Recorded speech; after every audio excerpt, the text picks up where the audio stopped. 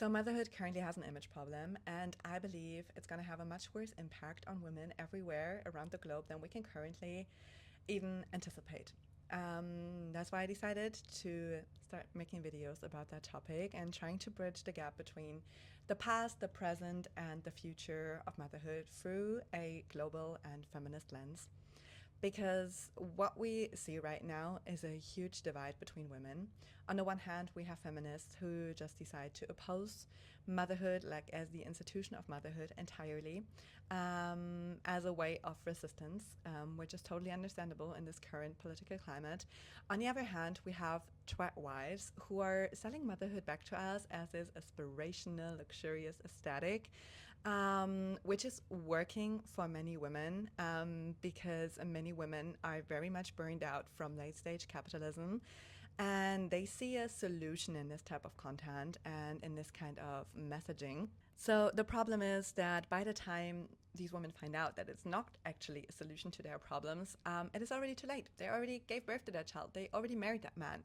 They start feeling the isolation that comes with this domestified version of motherhood, and there's not much they can do about it in way too many cases. So we have to find a way to bridge the gap here. We have to find a way to bridge the gap between motherhood and feminism, because so much of the feminist discourse right now is just about opposing motherhood entirely. And I think that totally not takes into account that there will always be women who will be forced into motherhood. There will always, even okay, let's say even if we will be living in a future where all women everywhere are free and no women will ever be forced into motherhood, which I truly would wish, but I actually don't see in the near future. There are still the mothers who are mothering right now, here in the present, and they deserve to be mothering in a feminist way too. Because I can't just say, okay, no, I'm a feminist now. I'll just leave my child. I'll just give it to adoption, whatever. We have to find a way to reshape motherhood right now.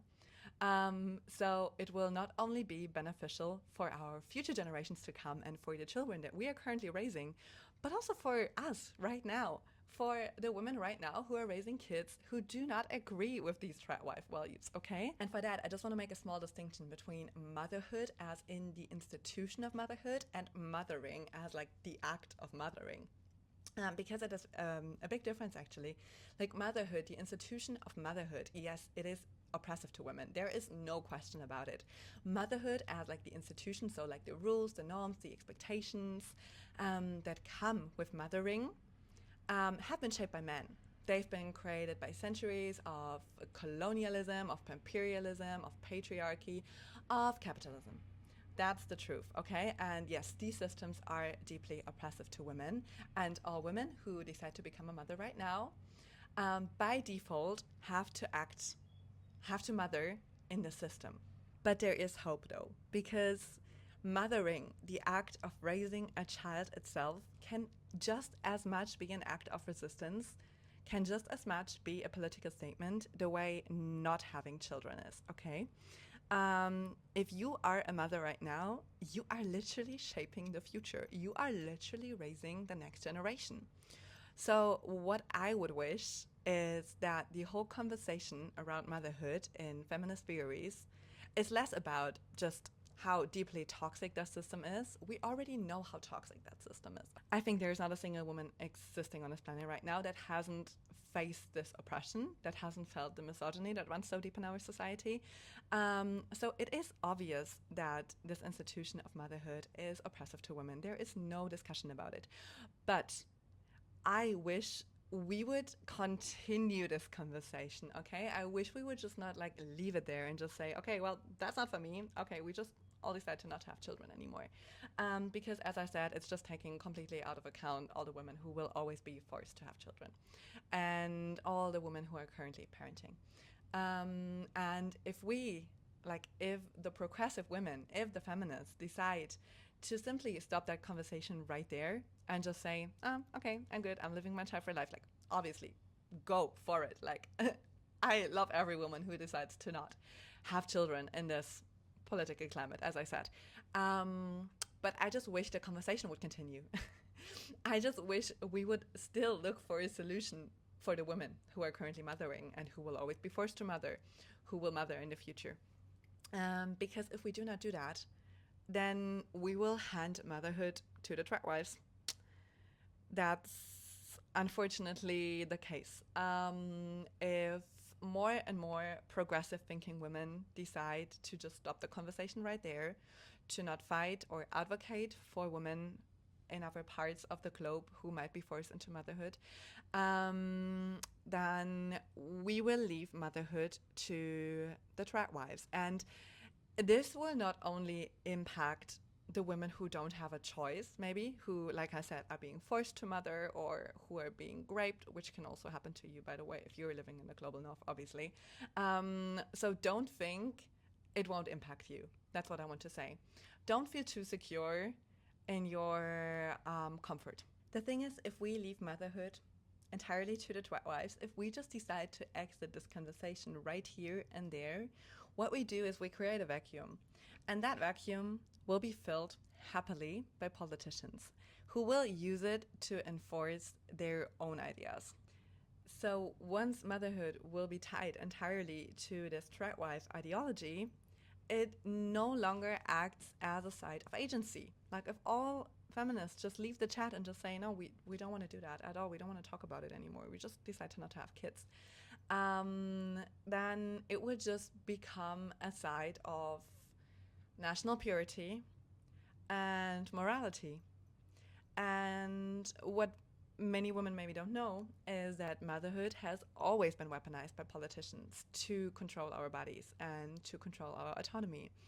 Always. Because politicians have always glorified the mother in order to get through their restrictions on women's bodies and on reproductive rights. And as I said, if we leave that conversation to tradwives, it's just like we hand them this gift, okay? We just give it to them openly. The thing is that even the women who right now might not decide to have children, this will impact you guys too. You will see your rights being stripped away as well. And that's why we need you in that conversation, okay? Even if you do not give a shit about motherhood, we still need you. We still need you to advocate for women who do not have a choice or who are mothering right now. Because that's what feminism should be about, okay? It shouldn't be choice feminism. It's not like, oh, I just decided to not have kids and I will opt out of that conversation. No. If you're a feminist, you care about women's rights everywhere, all women, okay? And that's why we need you in that conversation. And that's what I'm trying to do here. I lost my earring again. I'm trying to finally bridge that gap that I'm seeing here right now, and trying to get more feminists into that discussion of motherhood. Because as I said, I don't think many people right now have the awareness that it will all come back to us collectively if we just hand the idea of motherhood to this tradwife ideology. It's literally just like handing politicians the gift that they've been waiting for.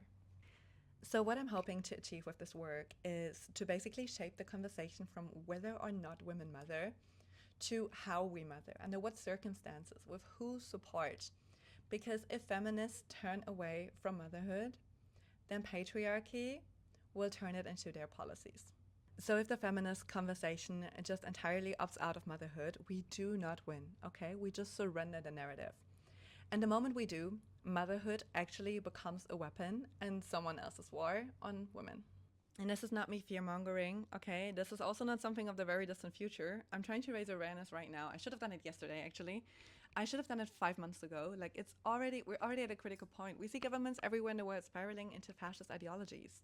And throughout history, motherhood has always been weaponized to shape nations and to control women's bodies. So it is not something made up, not something that will eventually happen. No, I'm pretty fucking sure it will happen if we decide to let it happen. And that's why we need to have that conversations. And we need to create a version of motherhood that is finally beneficial for women. And it is possible. I believe it is possible. If we would all come together, it would be possible. So I hope that this conversation sparked rage in you or inspiration. And yeah, let me know what else you want me to talk about. I definitely want to make daily videos around this wider topic of connecting the past, the present, and the future of motherhood through a global feminist lens. And you can let me know in the comments what you would like me to talk about. But yeah, I hope I'll see you tomorrow.